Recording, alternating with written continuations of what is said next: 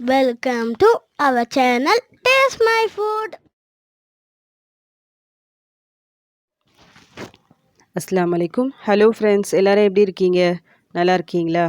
இன்றைக்கி நம்ம சேனலில் என்ன ரெசிபி பார்க்க போகிறோன்னா, சூப்பரான ஒரு ஸ்வீட் ரெசிபி தான். என்னென்னா பன்னீர் ஜாமுன் எப்படி செய்ய தான் பார்க்க போகிறோம். இதை வந்து நீங்கள் பேக்கரியில் பார்த்துருப்பீங்க. நல்லா பார்க்கறதுக்கே சூப்பராக பிங்க் கலரில் அழகாக இருக்கும். டேஸ்ட்டும் ரொம்ப சூப்பராக இருக்கும். மோஸ்ட்லி உங்கள் எல்லாருக்கும் இந்த ஸ்வீட் வந்து ரொம்ப பிடிக்கும்னு நினைக்கிறேன். ஏன்னா எனக்கும் இது ரொம்ப பிடிக்கும்.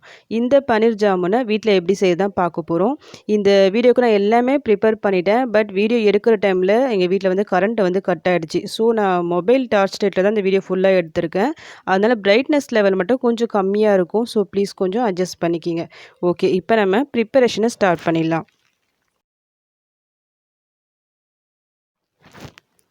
ஃபஸ்ட்டு நம்ம பன்னீர் வந்து ரெடி பண்ணணும் இந்த ஜாமுன் ப்ரிப்பேர் பண்ணுறதுக்கு. அதுக்காக ஃபஸ்ட்டு நம்ம பாலை வந்து பாயில் பண்ணிடலாம். நான் ஒரு 1 லிட்டர் அளவுக்கு நான் பால் எடுத்திருக்கேன். முடிஞ்ச அளவுக்கு ஃபுல் க்ரீம் மில்காக பார்த்து வாங்கிக்கிங்க. இது நல்லா ஒரு கொதி வரட்டும். பால் கொதிக்கணும்னா ஓவராக கொதிக்கணும்னு அவசியம் இல்லை. ஜஸ்ட் அந்த ஒரு கொதி வருது பார்த்தீங்களா, அந்த டைமில் நம்ம பாலை திரிய வைக்கணும். பாலை திரிய வச்சா தான் நம்மளுக்கு பன்னீர் கிடைக்கும். ஸோ பாலை திரிய வைக்க நான் இன்றைக்கி ஒரு 2 லெமனை ஜூஸ் எடுத்து வச்சுருக்கேன். அதை வந்து ஃபுல்லாக ஒரே டைமாக சேர்க்காம கொஞ்சம் கொஞ்சமாக இந்த மாதிரி சேர்த்து மிக்ஸ் பண்ணி விட்டே வாங்க. 1 லிட்டர் பால்னால் 2 லெமன் கரெக்டாக இருக்கும். இந்த மாதிரி உங்களுக்கு மிக்ஸ் பண்ணி விட்டே வரும்போது அந்த திரியாக உங்களுக்கு ஃபார்ம் ஆகி வரும். அந்த டைமில் நம்ம ஸ்டவ் ஆஃப் பண்ணிடலாம். ஃபுல் லெமனும் சேர்த்துட்டு அதுக்கப்புறமா ஸ்டவ் ஆஃப் பண்ணிடலாம். இதில் நீங்கள் லெமனுக்கு பதிலாக உங்கள் வீட்டில் வினிகர் இருந்தால் அது கூட சேர்த்துக்கலாம்.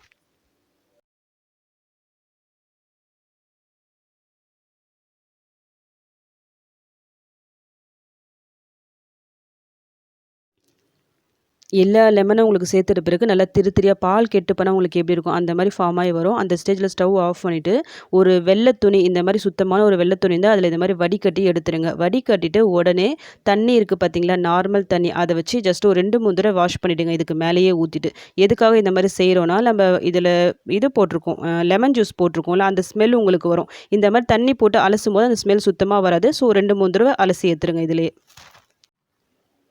இந்த மாதிரி தண்ணி போட்டு அலசிட்டு நல்லா பிழிஞ்சு எடுத்துருங்க. இதில் சுத்தமாக தண்ணி இருக்கவே கூடாது. உங்ககிட்ட ஒரே டைமாக உங்களால் பிழிஞ்சு எடுத்துகிட்டு வந்தால் நம்ம உடனே கூட யூஸ் பண்ணலாம். பட் அப்படி வராது. எப்படி இருந்தாலும் கொஞ்சம் தண்ணி உங்களுக்கு இருக்கும். அதனால் நல்லா தண்ணியை பிழிஞ்சு விட்டுட்டு ஜஸ்ட்டு அப்படியே விட்டுருங்க.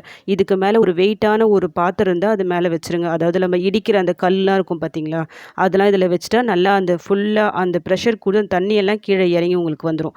ஒரு 1/2 மணி நேரம் இதை அப்படியே இருக்கட்டும். அதுக்கப்புறம் ஓப்பன் பண்ணி பார்க்கலாம். அப்படி இல்லைனா உங்கள் வீட்டில் வாஷ் பேஷன் டேப் இருக்கும் பார்த்தீங்களா, அதில் கூட இந்த துணியால் நீங்கள் கட்டி வச்சுக்கலாம். அந்த தண்ணி ஃபுல்லாக உங்களுக்கு வடிஞ்சு வரும். தண்ணி ஃபுல்லாக வடிஞ்சிட்டா தான் உங்களுக்கு அந்த பன்னீர் கிடைக்கும். ஒரு 1/2 மணி நேரம் இருந்தால் போதும். அதுக்கப்புறம் ஓப்பன் பண்ணிக்கலாம்.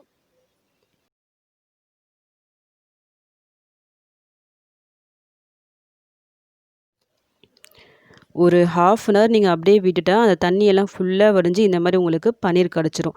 இந்த பன்னீரை வச்சு நீங்கள் பன்னீர் மசாலா, கிரேவி அது கூட நீங்கள் செய்யலாம். பட் நாம் இன்றைக்கி பன்னீர் ஜாமுன் செய்ய போகிறோம். ஸோ இதை நம்ம வேறு ஒரு பிளேட்க்கு மாற்றிடலாம். இப்போது வேறு ஒரு பிளேட்க்கு நான் மாற்றிட்டு இதை நல்லா நம்ம கையால் மிக்ஸ் பண்ணி விடணும். நல்லா உங்கள் உள்ளங்கையில் ப்ரெஷர் கொடுத்து நல்லா மிக்ஸ் பண்ணி விட்டுக்குங்க. எந்த அளவுக்கு நல்லா மிக்ஸ் பண்ணணும்னா இது எல்லாமே நல்லா ஒன்று சேர்ந்து ஒரு சாஃப்டான ஒரு மாவு மாதிரி வரும். ஒரு 10 நிமிஷம் நல்லா மிக்ஸ் பண்ணி விட்டாலே உங்களுக்கு அந்த ஸ்டேஜ் வந்துடும். அது வர வரைக்கும் நல்லா மிக்ஸ் பண்ணி விட்டுக்குங்க.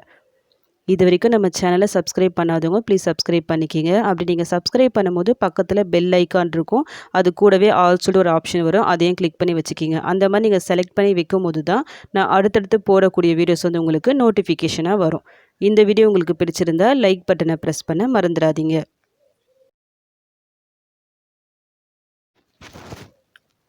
நீங்கள் மாவை இந்த மாதிரி பிசைஞ்சு விட்டே வரும்போது ஒரு 5 நிமிஷத்துல இது எல்லாமே ஒன்று சேர்ந்து கொஞ்சம் சாஃப்ட் ஆகிற மாதிரி வரும். சாஃப்ட் ஆகிடுச்சே போதும்னு சொல்லிட்டு நீங்கள் விடக்கூடாது.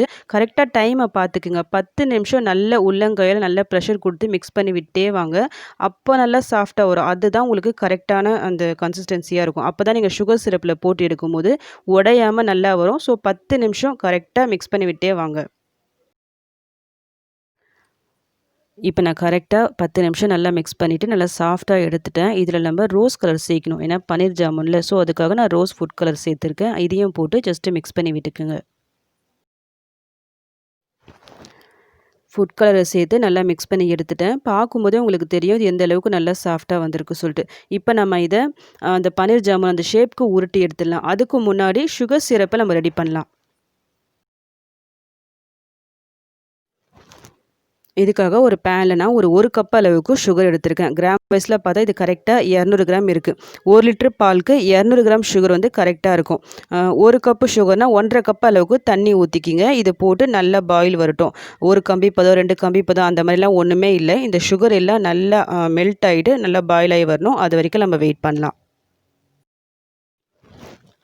சுகர் அங்கே மெல்ட் ஆகிற டைமில் இங்கே நம்ம அந்த பன்னீர் ஜாமுன் அந்த ஷேப் எப்படி இருக்கும், அந்த சிலிண்டர் ஷேப் இருக்கும் பார்த்தீங்களா, அந்த ஷேப்க்கு இந்த மாதிரி நல்லா உருட்டி எடுத்துருங்க. 1 லிட்டர் பாலில் எனக்கு கரெக்டாக 15 ஜாமுன் கிடச்சிது. எனக்கு கொஞ்சம் டைம் இல்லாதால கொஞ்சம் பெருசு பெருசாகவே நான் உருட்டி எடுத்துட்டேன். நீங்கள் இன்னும் கொஞ்சம் சின்ன சின்னதாக அழகாக உருட்டி எடுத்தால் 30 ஜாமுன் கிடைக்கும். இங்கே இந்த சைட் பாருங்கள், இந்த சுகர் எல்லாம் நல்லா மெல்ட் ஆகி வந்துருச்சு, நல்லா கொதி வந்துருச்சு. இப்போது இந்த ஸ்டேஜில் நம்ம ரெடி பண்ணி வச்சுருந்தோம்ல இந்த பன்னீர் ஜாமுன்ஸை, அது எல்லாத்தையும் 1 பை 1 போட்டுக்குங்க. ஹை ஃப்ளேமில் வச்சுக்கிங்க. போட்டுட்டு ஃப்ளேம் வந்து ஹை ஃப்ளேமில் வச்சுட்டு மூடி போட்டு குக் பண்ணுங்கள். அது நல்லா கொதி வரும். ஒரு 5 to 10 நிமிஷம் அப்படியே கொதி வந்துட்டு அதுக்கப்புறமா மீடியம் ஃப்ளேமில் வச்சு ஒரு 5 to 10 நிமிஷம் வைங்க. ஆல்ரெடி நம்ம சேனலில் கோதுமை மாவில் எப்படி குலாப் ஜாமுன் செய்யணும்னு சொல்லி ஒரு வீடியோ போட்டிருக்கேன். அதோடு இல்லாமல் வீட்லேயே homemade gulab jamun mix powder எப்படி பண்ணி அது மூலமாக குலாப் ஜாமுன்ஸ் எப்படி ப்ரிப்பேர் பண்ணுறது சொல்லிட்டு நான் ஒரு வீடியோ போட்டிருக்கேன். அந்த வீடியோஸ் எல்லாம் செக் பண்ணி பார்த்துக்குங்க. கண்டிப்பாக யூஸ்ஃபுல்லாக இருக்கும், ரொம்ப நல்லாவும் இருக்கும்.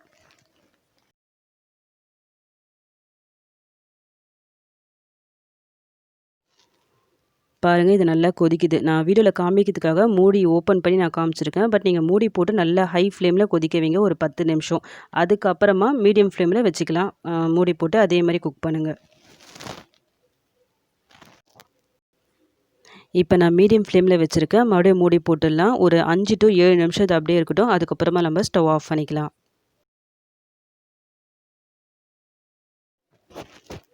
ஸ்டவ் ஆஃப் பண்ணதுக்கு முன்னாடி முக்கியமான ஒரு பொருள் இதில் சேர்க்கணும். அதை நான் எடுக்க மறந்துட்டேன். அது என்னென்னா ஒரு ஸ்பூன் அளவுக்கு ரோஸ் எசன்ஸ் இதில் சேர்த்துட்டு அதுக்கப்புறமா ஸ்டவ் ஆஃப் பண்ணுங்கள். பன்னீர் ஜாமுனுக்கு அந்த ஃப்ளேவர் கொடுக்குறதே மெயின் அந்த ரோஸ் எசன்ஸ் தான். ஒருவேளை உங்கள் வீட்டில் ரோஸ் எசன்ஸ் இல்லைன்னா அதுக்கு பதிலாக ஒரு ஸ்பூன் அளவுக்கு ரோஸ் வாட்டர் சேர்த்துட்டு அதுக்கப்புறமா ஸ்டவ் ஆஃப் பண்ணிட்டு இறக்கி வச்சுருங்க. அவ்வளோதான். இப்போ நம்மளுக்கு பன்னீர் ஜாமுன்ஸ் வந்து சூப்பராக ரெடியாகி வந்துடுச்சு. இது உடையாமல் இருக்கிறதுக்கு மெயினாக என்ன பண்ணணும்னா நம்ம மாவு மிக்ஸ் பண்ணும்போது நல்லா ஒரு 10 நிமிஷம் நீங்கள் கரெக்டாக மிக்ஸ் பண்ணி எடுத்துகிட்டு சாஃப்டாக நல்லா வந்துடும். அதோடு இல்லாமல் நீங்கள் அந்த சிலிண்டர் ஷேப்பில் உருட்டி எடுக்கிறீங்க பார்த்தீங்களா, அதில் வந்து எந்த விரிசலும் இல்லாமல் நல்லா உருட்டி எடுத்துக்குங்க. அப்போ தான் இந்த நீங்கள் சுகர் சிரப்பில் போடும்போது எந்த வெடிப்பும் இல்லாமல் நல்லா கரெக்டாக உங்களுக்கு அந்த குக்காகி வரும்.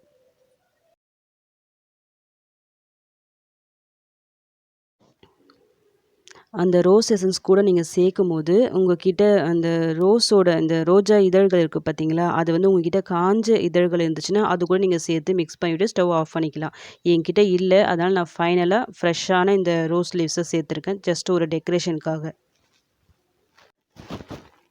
அவ்வளோதான். இப்போ நம்மளுக்கு சூப்பராக பன்னீர் ஜாமுன்ஸ் ரெடி ஆகிடுச்சு. நீங்களும் இந்த மெத்தடில் வீட்டில் ட்ரை பண்ணி பாருங்கள். கமெண்ட் பண்ண மறந்துடாதீங்க.